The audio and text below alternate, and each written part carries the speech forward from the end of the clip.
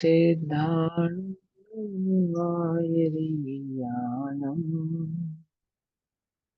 नमो अध्यायानम् नमो लोये सहसाहुनम्।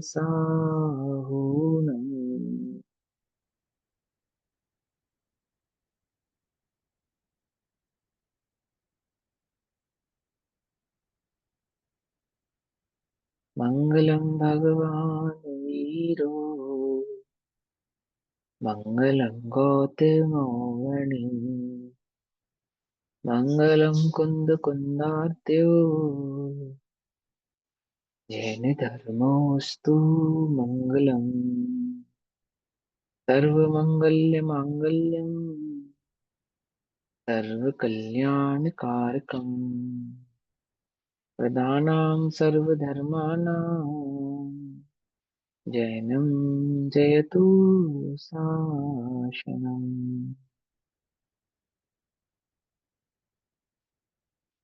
तज्जयति परं ज्योतिः समं समस्तैरनन्तपर्याये दर्पणतल इव सकला प्रतिफलति पदार्थमालिका यत्र।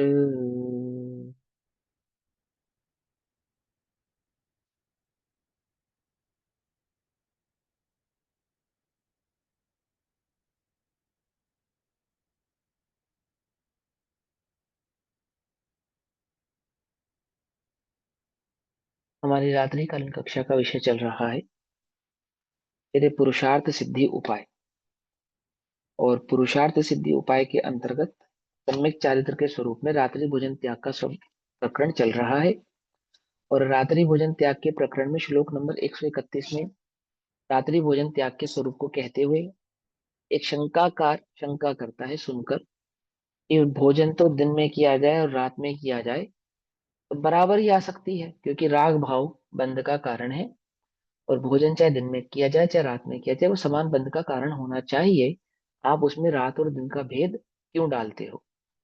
तो वह रात और दिन का भेद डालने के संदर्भ में आचार्य उसके उत्तर स्वरूप 132 नंबर की कारिका श्लोक नंबर 132 लिखते हैं और कहते हैं, ये कहते हैं, नैवं वासर्भुक्तेर् भवति हि रागौदिकौ रजनिभुक्तौ अन्नकवलस्य भुक्तेर् भुक्ताविव मांसकवलस्य कवलस्य अर्थात ऐसा नहीं है। कैसा नहीं है? रात और दिन में भोजन करना समान भाव हो, ऐसा नहीं है। ऐसा नहीं। आपने रात में भोजन किया और आपने दिन में भोजन किया, उसमें क्या अंतर है? तो देखो, दो मेजर अंतर है। सबसे पहला अंतर तो यही है कि निषिद्ध कार्य करता है वो राग की तीव्रता के बिना नहीं कर सकता कोई भी जीव, है ना। रात्रि भोजन त्याग ये निषिद्ध भाव है, निषिद्ध है, नहीं करना चाहिए, ऐसा जिनागम का वचन है। और जो निषिद्ध कार्य को कर रहा है, धर्म के क्षेत्र में हो चाहे किसी भी क्षेत्र में हो, परंतु वे कषाय की तीव्रता के बिना तो निषिद्ध कार्य नहीं किया जा सकता। वहां कषाय की तीव्रता चाहिए, एक बात। दूसरी बात, तो निषिद्ध है क्योंकि वहां अति हिंसा का प्रसंग है। हिंसा तो दिवा भोजन में भी है, परंतु ये प्रासंगिक है, बिल्कुल स्पष्ट ही है, किसी किसी को समझाने की इसमें आवश्यकता ही नहीं है कि कितने ही प्रकार के छोटे सूक्ष्म जीव जो सूर्य के प्रकाश में उत्पन्न नहीं होते, वे रात्रि के अंधकार में उत्पन्न हो जाते हैं, सहज ही उत्पन्न हो जाते हैं। और ये ऐसा हम अपनी प्रत्यक्ष आंखों से देखते हैं। ठीक है ना। जब जंगल बहुत थे, लाइटें कम थी, तब बड़े बड़े जीव भी होते थे, लेकिन सूक्ष्म तब भी होते थे। और उस समय भी लालटेन अथवा दीपक के प्रकाश अथवा अन्य प्रकाशों से बड़े जीवों को भले ही देख लो, सूक्ष्म जीव तो तब भी नहीं देखे जाते थे। और अब जब बड़े बड़े प्रकाशों के हमारे पास साधन हो गए हैं, है ना, बड़ी बड़ी लाइटें हो गई, जंगल कम हो गए, पेड़ पौधे हरियाली कम हो गई है, तब ऐसी स्थिति में भी क्या जीव राशि घट गई है? या सूक्ष्म जीव राशि का लोप हो गया है? तो नहीं हुआ है। कितने ही प्रकार के जीव ऐसे हैं ना, हम स्पष्ट ही देखते हैं, रात्रि होने पर कीट पतंगे मच्छर आदि जाने कहाँ से आ जाते हैं, स्पष्ट ही हमें दिखाई देते हैं, है ना। तो कहते हैं कि रात्रि भोजन करते करने में एक तो राग की तीव्रता है, दूसरा राग की तीव्रता के साथ साथ उसमें हिंसा का भी बंध है, दोनों हिंसा। एक तो भाव हिंसा क्योंकि निषिद्ध कार्य को करने का परिणाम, और दूसरा जो द्रव्य हिंसा है, जिसमें ये बात हमें स्पष्ट ही समझ में आती है कि रात्रि के समय जीवादि की उत्पत्ति अधिक हो जाती है, सहज ही हो जाती है, सहज ही। आपके घर में लाइट है, आर्टिफिशियल लाइट है, चारों तरफ से दरवाजा बंद है, और आप इस भूल में मत रहना कि आपके घर में जीव नहीं है। ठीक है ना? ये तो हमने अपनी आंखों से स्वयं देखा है। हरे रंग के पदार्थों पे बिल्कुल छोटे छोटे हरे रंग के ही, उसी रंग के छोटे छोटे जीव चलते हैं। सफेद पर सफेद रंग के भी होते हैं ना। कॉकरोच आदि दिन में नजर नहीं आते, रात में आ जाते हैं। कहाँ से निकल कर आते हैं? उनको कैसे मालूम चल गया कि रात हो गई? उनको कौन ज्ञान दिलाता है? मच्छरों को कौन बताता है कि रात हो गई? कोई ज्ञात नहीं कराता है। ये समूर्छन से सहज ही उस एटमॉस्फेयर में आप वो आप ही क्या होते हैं, उत्पन्न होने लगते हैं। और उनकी उत्पत्ति के स्थान बहुत है। अब ये मत सोचो कि कुछ ही उत्पत्ति के स्थान है, बहुत है। वो गंदगी में भी उत्पन्न होते हैं, साफ सुथरी जगहों पे भी उत्पन्न होते हैं, हवा में भी उत्पन्न होते हैं, कई जगहों पे उत्पन्न होते हैं। और अधिक हिंसा होने के कारण रात्रि में भोजन करने योग्य नहीं है। स्वास्थ्य आदि का भी प्रमाण देते हैं, परंतु यहाँ धर्म के मार्ग में स्वास्थ्य की जरूरत नहीं है। यहाँ तो आत्मा के स्वास्थ्य की आवश्यकता है, देह के स्वास्थ्य की आवश्यकता नहीं है। जिसे धर्म के स्वास्थ्य की चिंता हो, धर्म का स्वास्थ्य समझते हो? अर्थात सम्यक दर्शन ज्ञान चरित्र के स्वरूप का जिसको खबर हो, उसके जो निमित्त है देह आदि के साधन, उनमें पुण्य आदि का आश्रय सहज ही होता है। होता है तो होता है। ज्ञानियों को तो उससे कोई लाभ नहीं है। समझे ना? तो हम चक्रवर्ती 700 बरस तक कोड़ रहा। सनत कुमार चक्रवर्ती को 700 बरस तक कोड़ रहा। अब क्या करें? मुनिपत त्यागे या दोष अंगीकार करें? क्या करें? ये कुछ नहीं किया। बना रहा तो बना रहा। उपचार क्यों नहीं किया? उपचार स्वयं करने में भी समर्थ थे तो भी नहीं किया। क्योंकि देह के उपचार से तो मार्ग प्रशस्त होता नहीं है। कि रोग के कारण धर्म वृद्धि नहीं हो पाती, है ना? ऐसा होता है ना? होता नहीं होता? हम क्या कहते हैं, जब शरीर बीमार होता है भैया, तब हम धर्म ठीक से नहीं कर पाते। ऐसा लगता है अपने को या नहीं लगता है? बोलो। देखो, गुरुजी एक बात कहते थे, कहते थे क्या कहते हैं, कि लोक में कहावत है कि जो शादी करता है वो भी पछताता है, और जो नहीं करता है वो भी पछताता है ना? लोक में कहावत है ना, शादी का लड्डू जो खाए सो पछता है, जो नहीं खाए सो पछता है। बोले ये मिथ्या दृष्टियों की कहावत है, मिथ्या दृष्टियों पे लागू होती है। सम्यक दृष्टियों पे ये कहावत लागू नहीं होती। वे ना खाकर पछताते हैं, ना बिना खाए पछताते हैं। क्या? नहीं खाया तो भी कोई पछतावा नहीं, और खाया तो भी कोई पछतावा नहीं, क्योंकि उनका पछतावा पर पदार्थ के आश्रित नहीं है, पर द्रव्य के आश्रित नहीं है। ऐसे ही धर्म भी शरीर आश्रित नहीं है। वास्तव में तो सम्यक दर्शन ज्ञान चरित्र की आराधना करने वाला वो जो जीव है, जिसे आत्मा के आश्रय से धर्म प्रकट हुआ है, ऐसा जीव देह आदि के रोग के काल में भी धर्म बुद्धि को त्यागता नहीं है, धर्म भाव को त्यागता नहीं है, और कर्म आदि के उदय का विचार करके सहजता से उसका अपने उदय का भोग करता है। जो भी उसका उदय है उसके उसके प्रमाण अपना जीवन यापन करता है। ये तो मिथ्या दृष्टियों को ऐसा लगता है कि मजबूत देह होने से धर्म अच्छा होता है, और कमजोर देह होने से धर्म कम होता है। बोले योग्यता प्रमाण तो जिसको देह प्राप्त होनी है जिस प्रकार की, वैसी प्राप्त होगी। उस देह के जैसे संयोग प्राप्त होने हैं, वैसे ही प्राप्त होंगे। परंतु संयोग आदि की बुद्धि से धर्म आदि की बुद्धि के प्रकट होने का अथवा नहीं होने का क्या नहीं है, कोई मैत्री भाव नहीं है। हाँ, छदमस्त जीवों को, मिथ्या दृष्टि जीवों को, उपयोग भ्रष्ट जीवों को उपयोग लगाने के हेतु इस प्रकार के कथन भी कहे जाते हैं, इस प्रकार की सुविधाएं भी दी जाती हैं, है ना? और इस प्रकार से उनके भाव, उनके पक्षों को भी रखा जाता है। पर ये वास्तविक पक्ष नहीं है, निमित्त नैमित्तिक पक्ष है। ठीक? जैसे अभी आपका शरीर बहुत स्वस्थ है, एकदम स्वस्थ, बिल्कुल स्वस्थ, कोई रोग नहीं है। अब आपका अच्छा उपयोग लग रहा है ना धर्म के अंदर?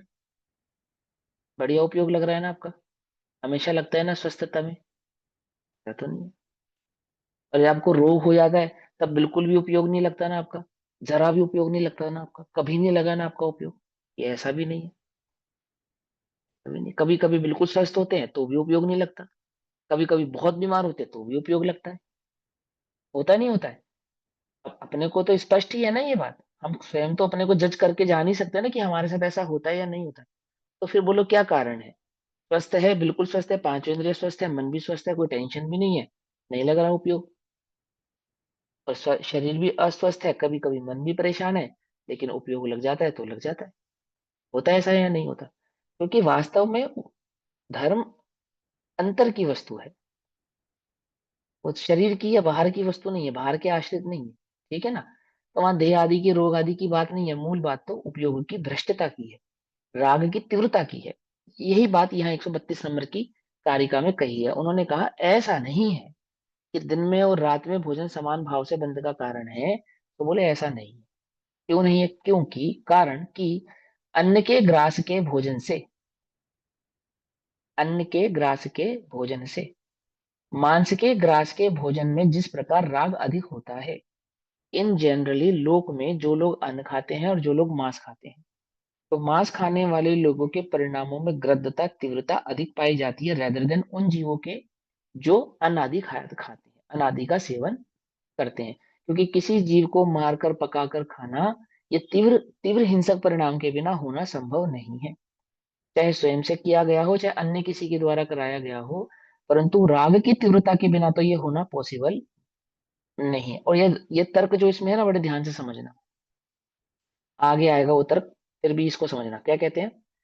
भोजन जिस प्रकार राग अधिक होता है, उसी प्रकार दिन के भोजन में की अपेक्षा रात्रि भोजन के निश्चय से अधिक राग होता है। जिस प्रकार अन्न के मुकाबले मांस आदि के भक्षण में तीव्र राग है, उसी प्रकार रात्रि भोजन में दिवा भोजन की अपेक्षा से अधिक राग है। और वहां राग ही बंध का कारण है, आसक्ति ही बंध का कारण है।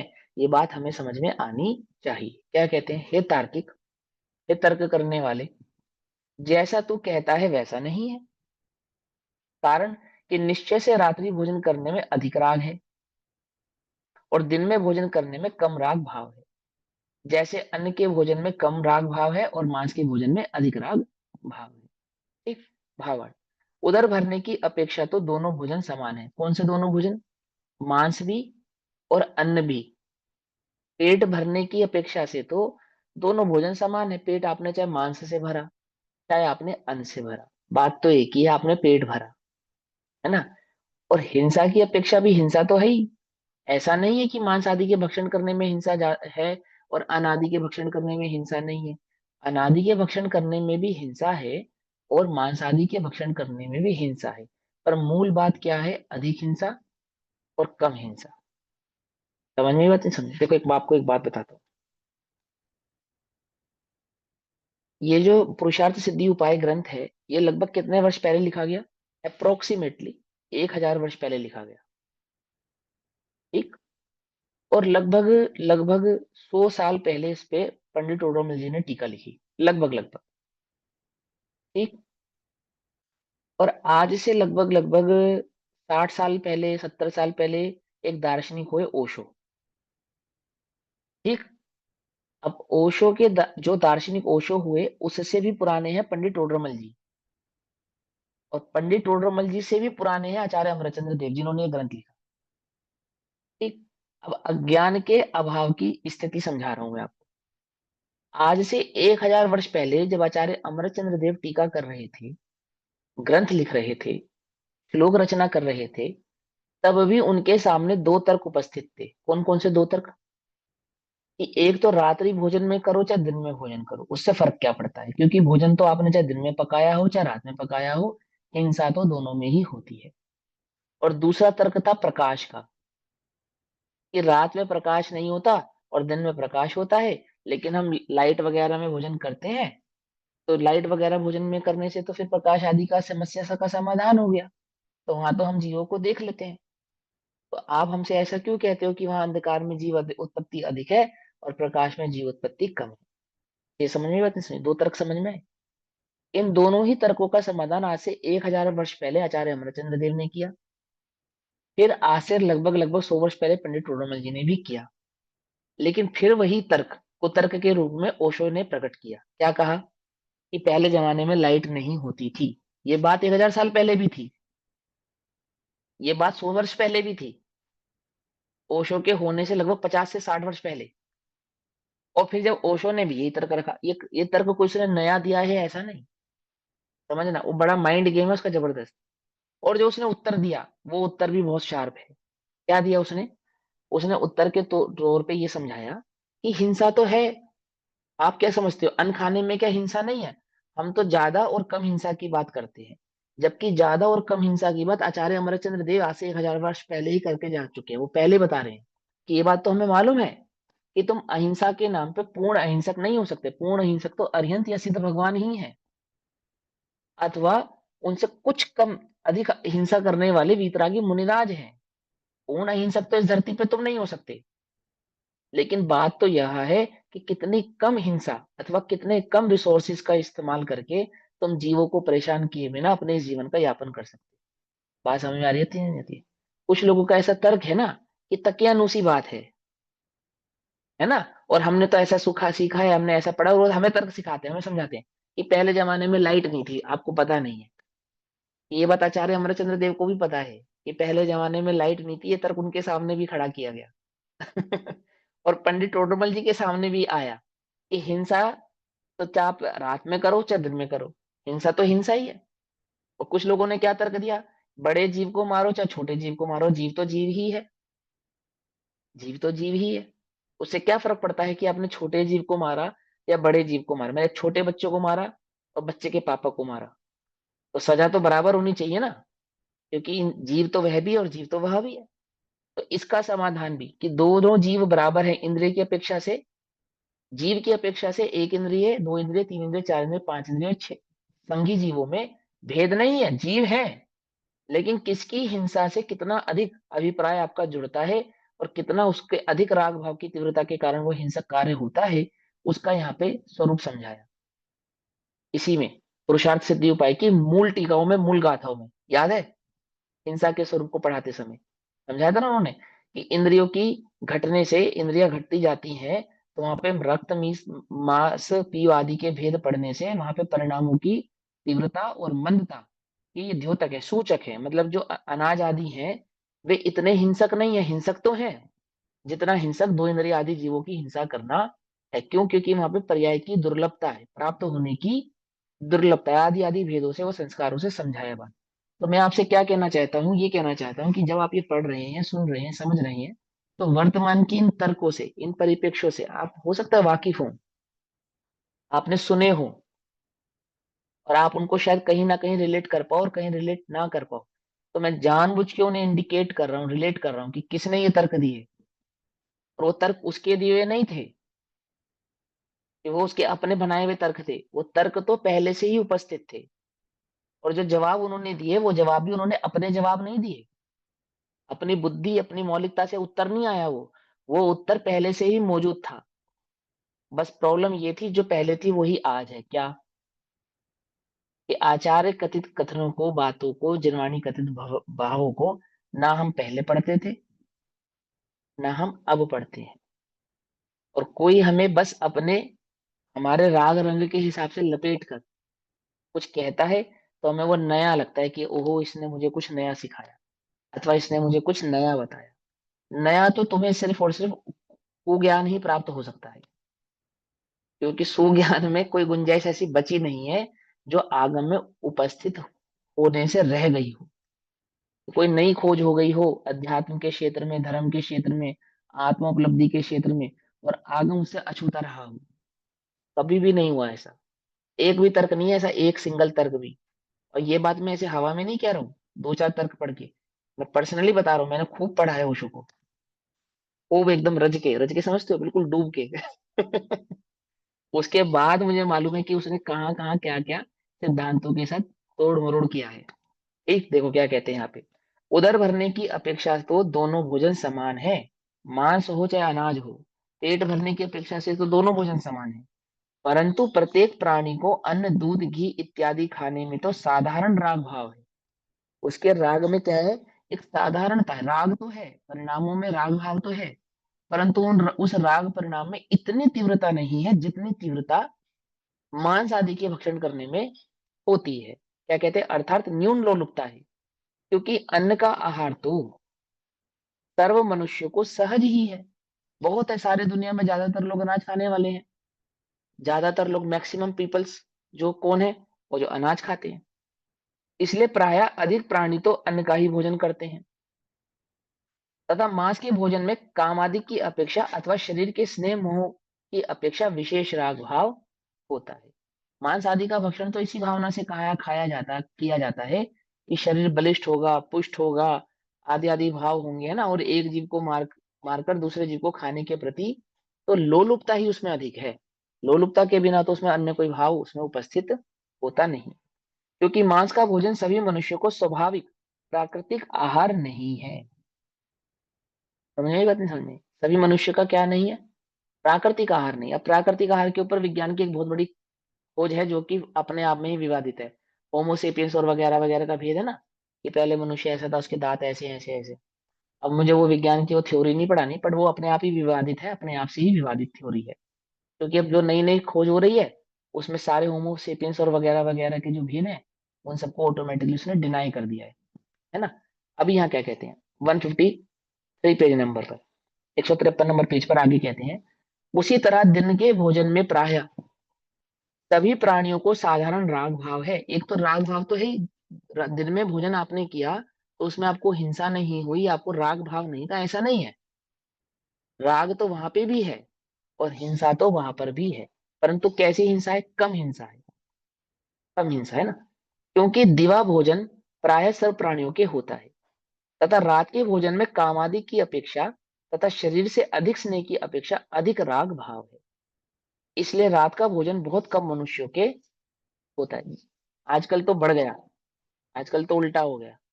लेकिन आज से 1000 साल पहले तक क्या था? लगभग 100-150 साल पहले तक, क्योंकि 100-150 साल पहले पंडित उड़ोमल जी भी टीका कर रहे हैं ना इसमें, 200-150 साल की 250 साल पहले। ठीक है ना। वो क्या कह रहे हैं कि रात में भोजन करने वाले जीव थोड़े हैं, दिन में भोजन करने वाले जीव ज्यादा हैं। और वो कारण यही है कि मनुष्य प्रकृति स्वभाव से ही कम राग भाव को धारण करने वाली सरल स्वभावी होने के कारण दिन में भोजन करने वाले ज्यादा है, और राग की तीव्रता रखने वाले रात्रि भोजन करने वाले कम है। लेकिन अभी उल्टा हो गया, अभी क्या हो गया? दिन में भोजन करने वाले कम है और रात में भोजन करने वाले ज्यादा है। कारण, क्योंकि काम आदि की तीव्रता अधिक है, बढ़ गई है, राग आदि की बुद्धि तीव्र हो गई है। यह स्वाभाविक बात है कि दिन में भोजन करने से जितनी अच्छी तरह से पाचन होता है और जितना अच्छा स्वास्थ्य रहता है, उतना रात में खाने से कभी नहीं रह सकता। एक स्वाभाविक बात है, एक तर्क है ये भी, है ना। ये तर्क किसने दिया? पंडित रोडोमल जी ये तर्क पहले लिख चुके हैं, आज से 250 वर्ष पहले। समझ में आई बात? ये तर्क भी स्वास्थ्य का संदर्भ का जो तर्क है, ये भी किसी नवीन व्यक्ति के दिया हुए किसी वैज्ञानिक सोच का दिया हुआ तर्क नहीं है, कि पुराना आदमी वैज्ञानिक कम था और आज का आदमी वैज्ञानिक ज्यादा है। आज ये लोग तर्क देते हैं ना, किसके नाम से देते हैं तर्क मालूम? ये तर्क फेमस है ओशो के नाम से, कि दिन में भोजन करने से स्वास्थ्य अच्छा रहता है, रात में करने से स्वास्थ्य उतना अच्छा नहीं रहता। जबकि ये तर्क आज से 250 साल पहले पंडित रोडोमल जी ने अपनी टीका में लिखा, स्पष्ट ही, कि जनरली आप दिन में भोजन करते हैं तो आपका पाचन तंत्र स्वस्थ रहता है, और आप रात में करते हैं तो आपका डाइजेशन सही रहता नहीं है। इसलिए रात्रि भोजन का त्याग करना ही चाहिए। दो पक्ष बताए, मूल तो राग आदि भाव समझाने की है, लेकिन किन्हीं को पक्ष नहीं छूटता। देह से ही मोह है, शरीर से ही पक्ष है, तो उनको कहते हैं कि यदि तुम स्वास्थ्य के लिए भी खाते हो, तो तुम्हें यह बात समझ में आनी चाहिए कि स्वास्थ्य भी दिन के भोजन करने में अधिक अच्छा रहता है बजाय रात के भोजन करने। यदि तुम स्वास्थ्य के नाम पर ही खाते हो तो उनको ये तर्क देते हैं, है ना। इसलिए रात्रि भोजन का त्याग करना चाहिए और दिन में ही भोजन करना चाहिए, इस प्रकार शंकाकार की शंका का निराकरण करते हैं। किस पे? 153 नंबर के पेज पर। अब रात्रि भोजन में द्रव्य हिंसा का भाव समझाते हैं, 133 नंबर की गाथा या कारिका में, श्लोक में। ये श्लोक भी समझने लायक है। वो जो प्रकाश का तर्क है ना, प्रकाश का, आज से 1000 वर्ष पहले तो प्रकाश के तर्क को आचार्य अमरचंद्र देव लिख ही रहे हैं, और 250 वर्ष पहले उस पर टीका भी हो चुकी है। और वही तर्क है बिल्कुल डिक्टो जो आज भी उपस्थित है, और वही आंसर है डिक्टो जो आज भी उपस्थित है। न तब तर्क बदला था, ना आज तर्क बदला है, और ना तब आंसर बदला था, ना आज आंसर बदला है। कि कोई कहीं मेरी खोज है, हमने वैज्ञानिक सोच से आपको आंसर दिया, कोई वैज्ञानिक सोच नहीं है।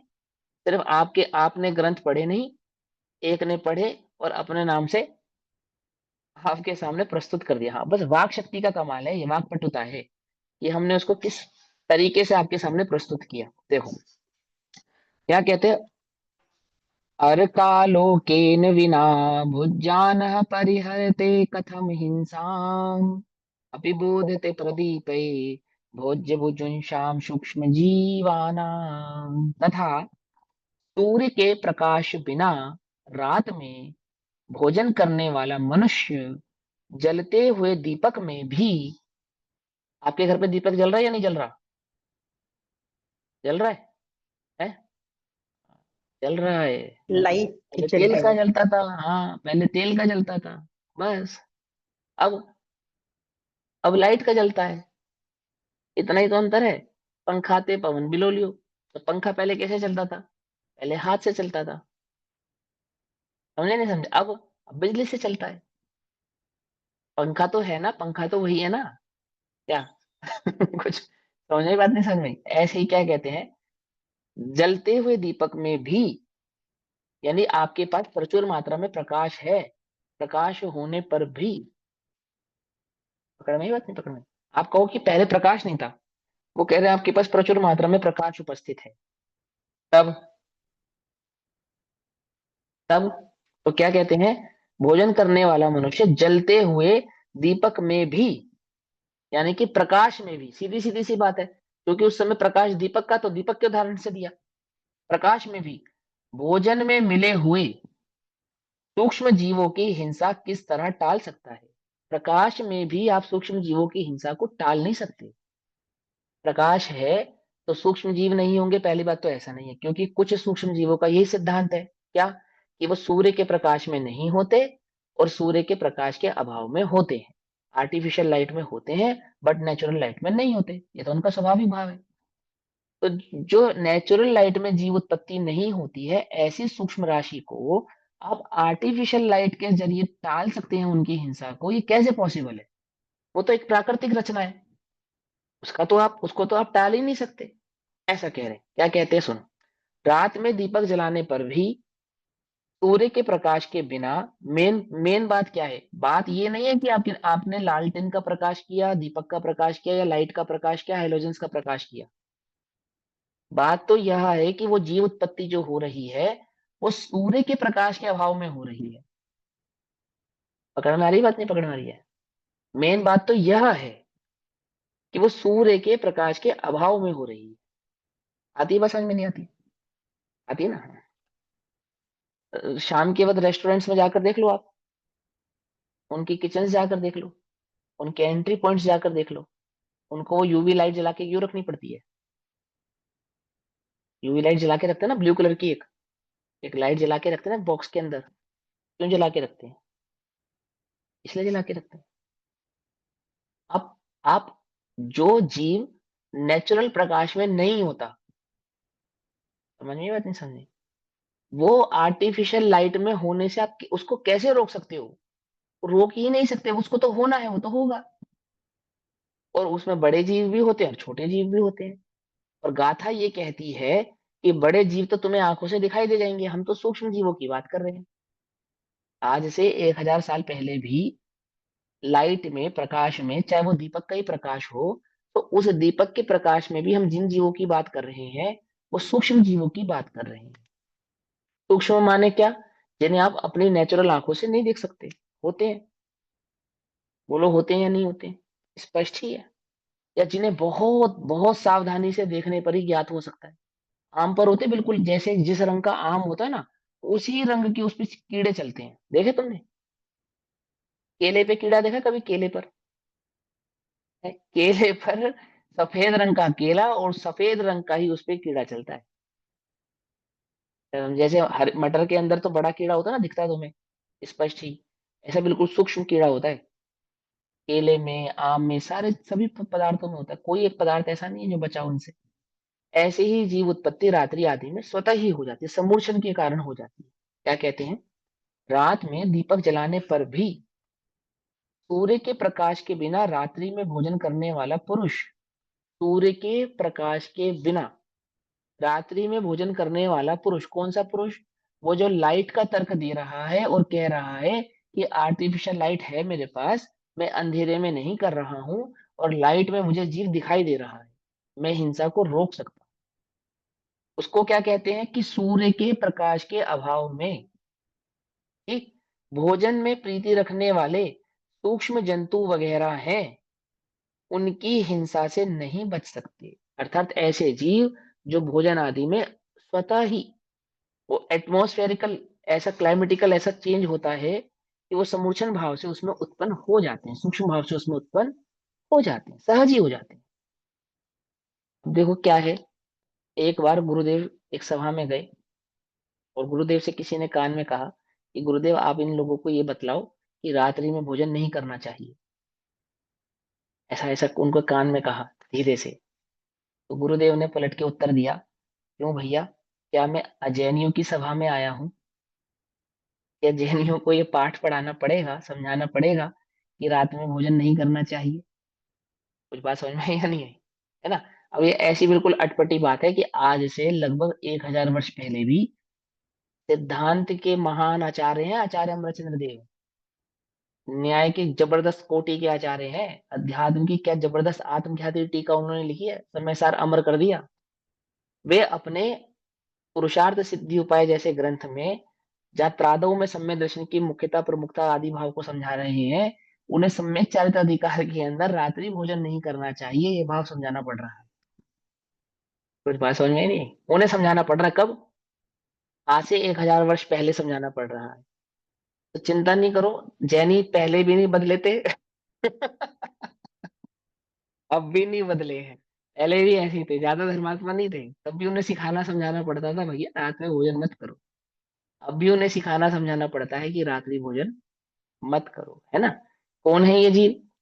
बोलो, गुरुदेव तो कहते हैं सम्य दर्शन के भी अधिकारी नहीं है, यदि इन्हें ये भी सिखाना पड़े तो। क्योंकि वहां कषायों की मंदता हुए बिना तत्व कैसे समझेगा? ये तो तीव्र कषायों के द्योतक है, सूचक है। क्या कहते हैं, रात्रि में बिना दीपक जलाए जो पुरुष भोजन करता है उसके आहार में तो बड़े बड़े छिपकली आदि जीव भी पड़ जाते हैं। क्या कहा? अंधेरे में तो ऐसे जीवों का खतरा है जो आंखों से दिखाई दे सकते हैं, बड़े बड़े। बड़े बड़े कितने बड़े बड़े? बोले छिपकली, चूहे, सांप, जाने बिच्छू, यानी कितने प्रकार के जीव हैं जिन्हें तुम अपनी इन आंखों से देख सकते हो। देख सकते हो नहीं देख सकते? अंधेरे में तो उन जीवों का खतरा है, लेकिन हम तो प्रकाश की बात कर रहे हैं, अंधेरे की बात नहीं कर रहे हैं।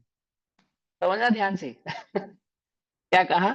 अंधेरे में तो रात्रि में बिना दीपक जलाए, यानी कि अंधकार में जो पुरुष भोजन करता है उसके आहार में तो बड़े बड़े, बड़े बड़े माने आप अपनी आंखों से स्पष्ट देख सकते हो, इतने बड़े ऐसे जीव भी पड़ सकते हैं, परंतु तब भी उसका पता नहीं चलता, है ना? अब वो आंखों से दिखाई देने वाले भी नहीं मालूम चलेंगे, अंधकार में तो ये स्थिति है, बिल्कुल अंधेरा है, गुप्त। ये बहुत मंद प्रकाश है, अंधेरे जैसी स्थिति है। यदि दीपक जलाकर सावधानी भी बरती जाए, ये टीका ओशो के बाद नहीं लिखी गई है, समझो। अब अपने युवा हैं बहुत जो तर्क देते हैं उसका। क्या कहते हैं, यदि लाइट जलाकर प्रकाश कर कर आर्टिफिशियल लाइट के साथ पूरी सावधानी के साथ, सावधानी माने कि भैया हमने मच्छरदानी लगाई उसके अंदर बैठ के भोजन किया है हमने सारे दरवाजे खिड़की बंद करी, बढ़िया लाइट तेज करी और एसी चलाया, अब तो कोई जीव नहीं है ना, है ना? ये पुरुषार्थ सिद्धि उपाय की कक्षा चल रही है, चर्चा चैतन्य की कक्षा नहीं चल रही है, वो बुधवार से होती है। ठीक है, वो बुधवार या गुरुवार से शुरू होती है वो, संडे से वेनेसडे तक ये पुरुषार्थ सिद्धि की कक्षा चलती है इस समय। हाँ, तो क्या कहते हैं, यदि दीपक जलाकर सावधानी भी बरती जाए, अब सावधानी क्या बरतोगे आप? यही सावधानी बरतोगे कि आपने बहुत अच्छे से प्रकाश कर लिया, ऑल आउट ऑन कर लिया, एसी चला लिया, सारे दरवाजे खिड़की बंद कर दिए, हम तो यही सावधानी। उस जमाने में मच्छरदानी लगा ली, बढ़िया दीपक, ज्यादा बड़े दीपक जला लिए, एक की जगह 10 दीपक जला लिए, बढ़िया प्रकाश कर लिया, तो भी उसके भोजन में दीपक के संबंध से मतलब माने ऐसे जीव जो आर्टिफिशियल लाइट में ही उत्पन्न होते हैं, समझ में बात, संबंध से। माने जैसे कीट पतंगे होते हैं वो दीपक की रोशनी की तरफ आकर्षित होते हैं, ऐसे ही कितने सारे आप देखते हो रात में स्ट्रीट लाइट पे कितने सारे जीव घूमते रहते हैं, मर जाते हैं, चाहे सर्दियों चाहे गर्मियों घूमते रहते, छोटे छोटे बारीक बारीक। तो क्या कहते हैं, ऐसे जीव जिनका संबंध ही आर्टिफिशियल लाइट से है और जो उत्पन्न ही उस आर्टिफिशियल लाइट में होते हैं, ठीक, संबंध से, तथा भोज्य पदार्थ के संबंध से, तथा जो आप सामग्री खा रहे हो उस सामग्री के संबंध से, आने वाले छोटे छोटे पतंगे तथा मच्छर आदि, आदि माने सूक्ष्म से सूक्ष्म जीव अवश्य गिरते हैं, उत्पन्न होते हैं, उनकी हिंसा भी अवश्यंभावी है, अर्थात अवश्य ही होती है। आप उसे रोक सकते नहीं। ठीक। इससे यह सिद्ध हुआ, क्या सिद्ध हुआ, कि रात्रि भोजी मनुष्य द्रव्य और भाव दोनों प्रकार की हिंसाओं से बच नहीं सकता। अतः अहिंसा व्रत पालन करने वाले को रात्रि भोजन अवश्य त्याग देना चाहिए। जो मनुष्य रात्रि को सिंघाड़ा आदि की पकौड़ी, पूड़ी आदि लाकर या बनाकर खाते हैं, मतलब कि हम बिना अनाज का भोजन करते हैं, ऐसा। सिंघाड़ा आदि की पकौड़ी पूड़ी का मतलब समझ गए कि भैया हम अनाज नहीं खाते, अन्न नहीं खाते हम। लेकिन जो बिना अन्न का भोजन करते हैं, पकाते हैं, बनाते हैं और खाते हैं, वे भी दोनों प्रकार की हिंसा करते हैं, क्योंकि हिंसा का जो संबंध है वो अनाज या ना अनाज से नहीं है। हिंसा का संबंध तो उस भोज्य सामग्री के बनाने से, उस बनाने के निमित्त से उस जीवादि की हिंसा होने से, और रात्रि के जो अंधकार में उत्पन्न होने वाले सूक्ष्म जीवों की हिंसा होने के कारण से अधिक होती है। और अंतरंग में राग की तीव्रता के बिना ये परिणाम उत्पन्न होता नहीं है, ये कार्य हुए बिना रहता नहीं है। निषिद्ध कार्य को तभी किया जा सकता है जब परिणामों में अति तीव्र राग भाव हो। अब रात्रि भोजन के त्याग को कहते हैं। भैया, इधर एक हाँ, प्रश्न है। बोलो। यहाँ लिखा है कि रात्रि में भोजन पकाना इज हाँ, इज तो रॉन्ग। आप कहोगे दिन में पका लेते हैं हम और रात में खा लेते हैं, है ना? मगर यही है ना? उसमें तो ये सूक्ष्म जीव की हिंसा होगी, अगर दिन में पका के हाँ, रात में खाया तो वो हाँ, सूक्ष्म तो भी जीव की होगी। हिंसा होगी, और एक तो क्योंकि वो राग भाव की तीव्रता है वो। पकाया हुआ फूड है। मगर व्हाट हाँ। अबाउट सूखा नाश्ता, लाइक खाखरा, नट्स, पीनट्स और कैश्यूज, ये सब इसमें क्या हाँ, होता है? देखो होता होगा, हमने, मगर मेरे समझ के लिए पूछ रही हूँ। हाँ, तो उसमें दोनों तीन ऑप्शन बता ना। एक तो भोजन के बनाने के निमित्त से हुई, जो तो किसी ने कहा कि भोजन के बनाने के निमित्त की हिंसा तो मैंने त्याग दी, क्योंकि वो मैंने दिन में बना लिया है, वो सूखा नाश्ता दिन में तैयार कर लेता, आदि आदि परिणाम। अच्छा, लेकिन दूसरी हिंसा कौन सी है, कि वो जो एटमॉस्फेयर के कारण उत्पन्न होंगे ही होंगे, है ना? और वो उस भोजन के पदार्थ की खुशबू आदि से, सुगंध से, स्वाद से आकर्षित होकर उसके समीप जाते हैं सूक्ष्म जीव, उनकी हिंसा से आप कैसे बचोगे? दूसरी बात, क्योंकि वो जीव उत्पन्न ही आर्टिफिशियल लाइट में हुए हैं या रात्रि के अंधकार में हुए हैं, उनको भी तो इच्छा है ना। जो सूक्ष्म जीव होता है ना, तरह सूक्ष्म जीव, हम्म। ये उसको रसना भी है, उससे आकर्षित होकर उसके पास जाता है, उसके समीप जाता है। दूसरा पॉइंट। तीसरा पॉइंट, अंतरंग में तीव्र राग के बिना ऐसा होता नहीं। क्यों? हाँ। आपका कहा ये काम नहीं करना, अब आप उस पर कुतर्क किए जा रहे हो कि क्यों नहीं करना। जैसे हम आपसे कहें कि संसार में रहना दुख का कारण है, जन्म मरण दुख है, अभी तो स्पष्ट ही है ना, जन्म मरण दुख है। लेकिन कोई तर्क करे क्या, कि भैया कहाँ दुख है, थोड़े से समय का जो दुख है, 9 महीने बाद तो बाहर निकल आते हैं, 8-10 महीने तक ही तो बस, फिर तो बड़े हो जाते हैं, फिर तो संभल जाते हैं, फिर तो सुख ही सुख है। और अगर बढ़िया पैसा पुण्य उदय हो, तीव्र इंद्रियां मजबूत हो और पैसा अपने पास अच्छा हो, तो कहाँ दुख है, सुख ही सुख है। ऐसा तर्क करे, नाना प्रकार के तर्क करे। अच्छा, कोई कहे कि पत्नी मर जाती है, अगर नहीं मरे तो, बच्चे मर जाते हैं, नहीं मरे तो, छोड़ के चले जाते हैं, नहीं छोड़ के जाए तो, पाप का उदय आता है, नहीं पाप का उदय आए तो, क्या? ओके, 5 इंद्रिय के विषयों में तो भी वो जो इंद्रिय के विषय का बदलना है, जैसे चक्रवर्ती आदि के साथ ये सारी समस्या नहीं होती, इंद्र के साथ ये सारी समस्या नहीं होती। क्या समस्या नहीं होती? इंद्र के साथ तो क्या है, जब से जन्मेगा और तब जब तक इंद्र पद पे रहेगा, तब तक एक राई का दाना भी उसकी संपत्ति से घटेगा नहीं, उसके संयोगों से घटेगा नहीं। मालूम आपको? उसको, एक इंद्र को कितनी शची प्राप्त होती है? एक इंद्र को अपने जीवन काल में 40 नील, 40 मील। हाँ, शची प्राप्त होती है। शची समझते हो? उसकी वाइफ, पत्नी। 40 नील समझते हो? बट भैया इस 40 दुनिया मील में, भी तो एक ही समय में होती है, वो तो उनका तो आयु पूर्ण होती जाती है, तो वो आगे आगे और होती जाती है ना, जैसे हाँ, चक्रवर्ती की बढ़ती होती जाती है। हाँ, पकड़ उनको बढ़ती जाती है ना, मैं कह रहा हूँ अभाव नहीं होता ना। माने ये तर्क नहीं है कि उसकी, उसके संयोगों का वियोग हो गया, ये भी नहीं है, और पाप का उदय हो गया, ये भी नहीं है। और अच्छी बात बताऊं, देवों के सर में दर्द नहीं होता। उनको बीपी हाई नहीं होता, उनको शुगर नहीं होती, होते ही नहीं, ये सब बीमारियां नहीं होती, हड्डी नहीं टूटती। क्यों? परम औदारिक शरीर है। वो सॉरी वैकृत शरीर है, परम वैकृत शरीर है उनका, कि हड्डी वड्डी टूट जाए ऐसा भी कोई चक्कर नहीं है। पकड़ में ही बात। और बूढ़े भी नहीं होते कि बूढ़े हो गए हो, मल आदि की बाधा नहीं होती। क्या समझे? ये सब होता ही नहीं उनको, तो फिर वो तो सुखी होंगे ना। बोलो, होंगे या नहीं नहीं, होंगे? नहीं है। उनके सुखों की कल्पना तो कैसे करोगे? तुम्हें एक उदाहरण समझाता हूँ, दादा का उदाहरण है, बहुत प्यारा उदाहरण है, मुझे तो बहुत आंदोलित करता है वो।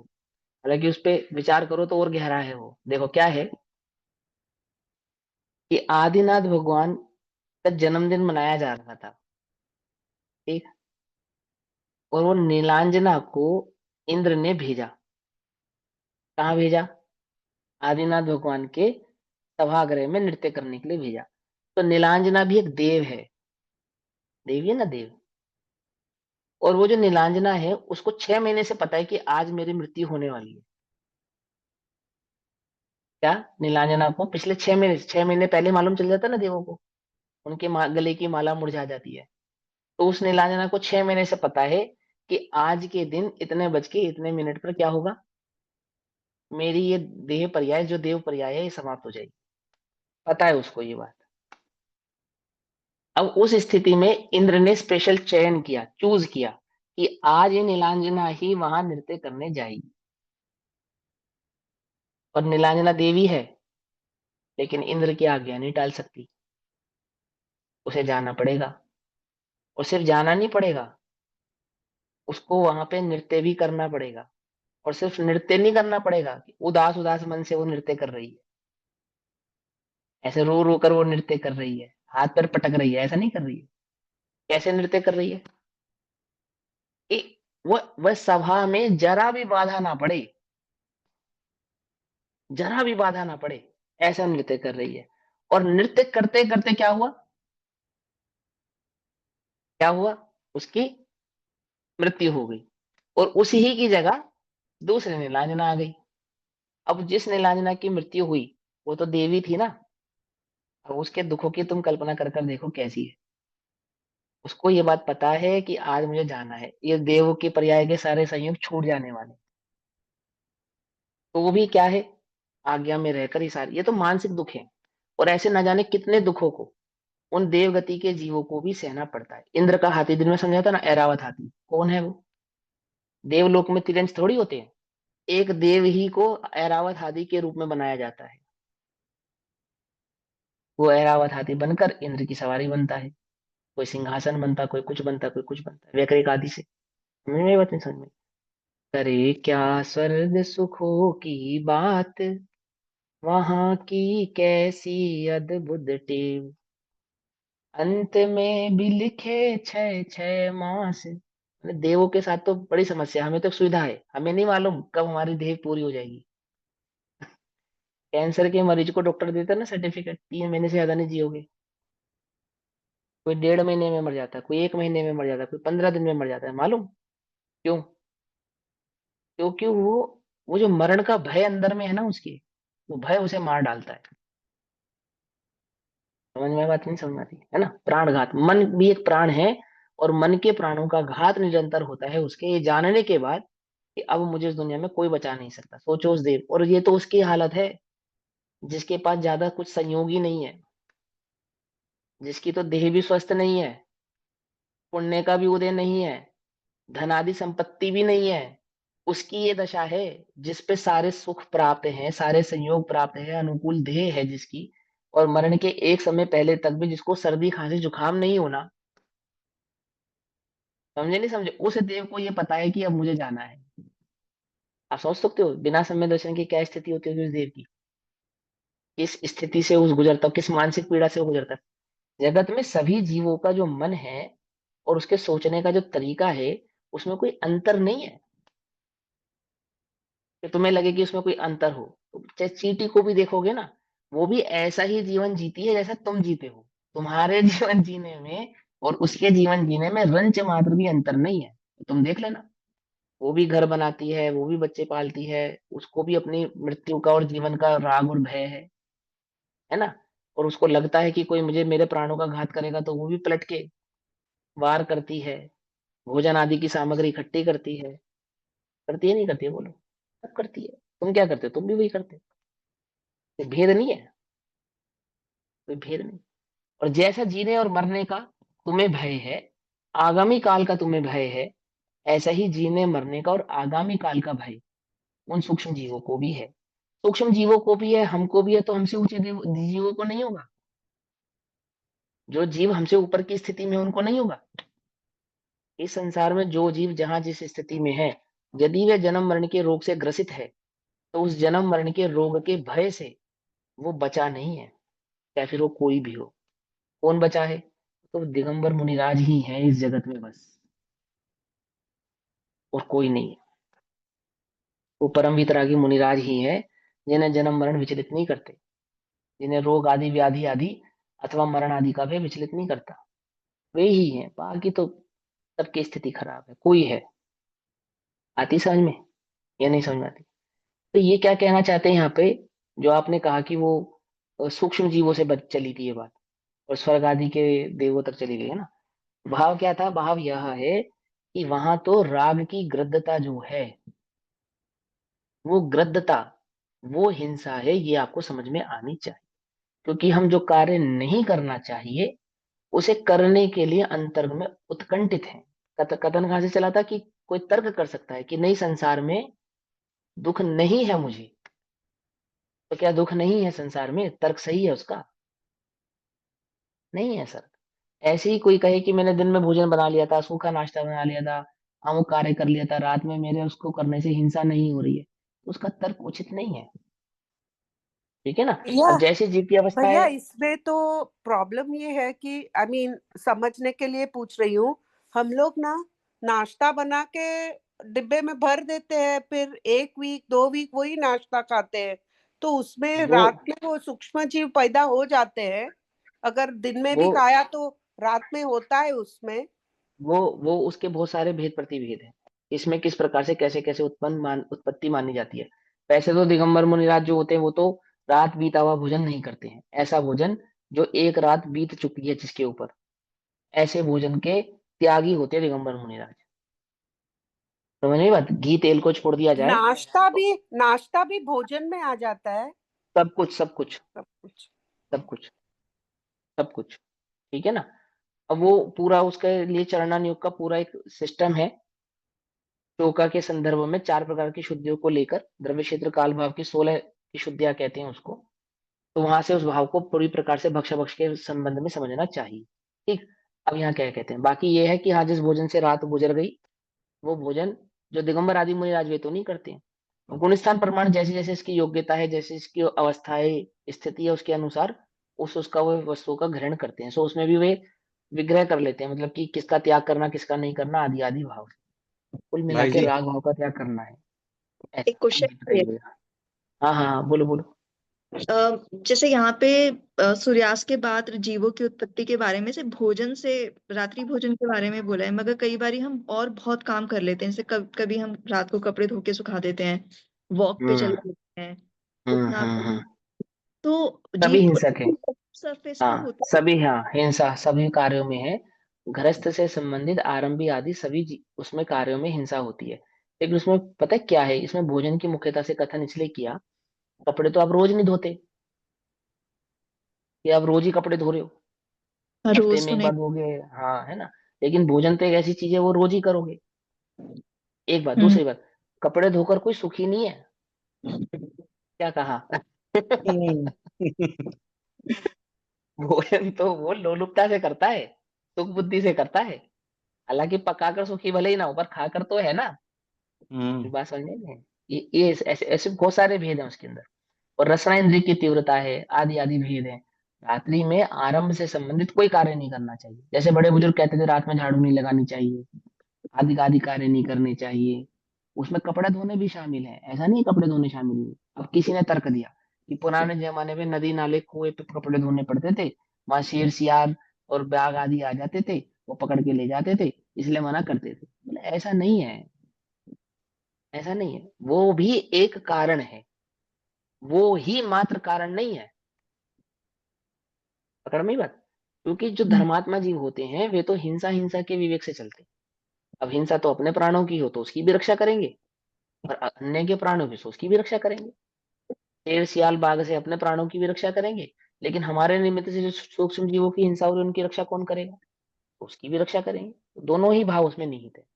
तो जैसा आपने कहा कि रा- झूठे बर्तन रात को सिंक में नहीं छोड़ने चाहिए, क्या होता है? वास्तु खराब होता है। अरे हिंसा होती है, क्योंकि वहां उन बर्तनों में लगे हुए भोजन की सुगंध से आकर्षित होकर जीव आदि उत्पन्न होते हैं उसमें रात्रि में, जिसको तुम सुबह पानी डालकर सब करके साबुन सरफ से धो डालते हो।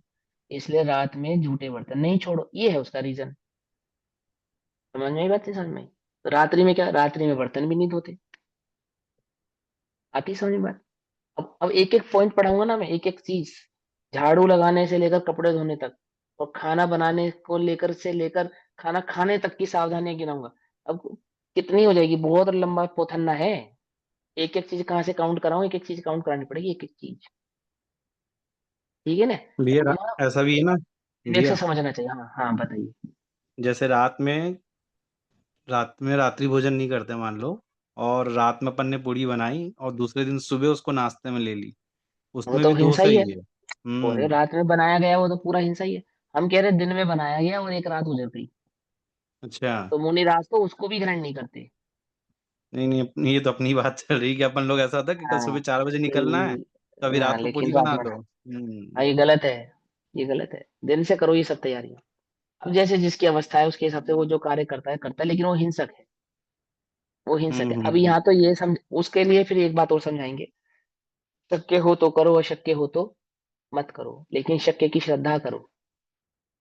आप किसी कारण से किसी बहुत इमरजेंसी से, पुण्य स्थान प्रमाण कषायों की तीव्रता के कारण, आदि आदि भावों के कारण कोई एक ऐसा कार्य कर रहे हैं जो हिंसक है, कम से कम ये तो समझो कि वो हिंसक है और मुझे नहीं करना चाहिए। उस पर कुतर्क तो मत करो कि कर सकता हूँ, लाइट है, ऐसा है, इसलिए कर रहा हूँ, या उस वजह से कर रहा हूँ, और मुझे उसमें हिंसा नहीं हो रही, उसमें संतुष्ट रहो। आचार्य कहते हैं कम से कम ये काम तो मत करो। स्वीकार तो करो कि ये गलत है, ये मुझे नहीं करना चाहिए। आज इमरजेंसी में मैं कर भी रहा हूँ, तो मैं प्रयास करूंगा कि कल इस कार्य को नहीं करूँ। तुम तो स्वीकार ही नहीं करते, तुम तो ये सोचे बैठे हो कि वो जो लाइट हाइड्रोजन आदि जल रहे हैं, या जो मैं कार्य कर रहा हूँ, वो हिंसक ही नहीं है, वो बिल्कुल ठीक है। समझ में बात? नहीं समझ में? ये भी एक तर्क देंगे। इस जो आपने प्रश्न किया ना, उसका तर्क है, बहुत फंस गया मैं, किसी इमरजेंसी में फंस गया, कुछ कोई ऑप्शन ही नहीं है, बनानी पड़ेगी रात में पूरी, क्या करूं? अरे कम से कम जगत में ऐसे 100 चीजें हैं जो तू बेमन से करता है और जानता है ये करने योग्य नहीं है। कम से कम इतनी श्रद्धा तो रख। लेकिन तू उस पर तर्क करे कि मैंने जो किया वो सही किया, वो गलत नहीं था, उसमें हिंसा नहीं हुई, आदि आदि भाव नहीं हुए, तो बोले वह तो करने योग्य ही नहीं है। तो पहले तो समझे कि क्या करने योग्य है और क्या नहीं करने योग्य है, फिर करने योग्य करे। नहीं करने योग्य भी कदाचित करना पड़े, पर ये ज्ञात तो रहना ही चाहिए कि ये करने योग्य नहीं है, ये छोड़ देने योग्य है, त्याग देने योग्य है। समझ में आती नहीं समझ में? बाकी विस्तार कल करेंगे।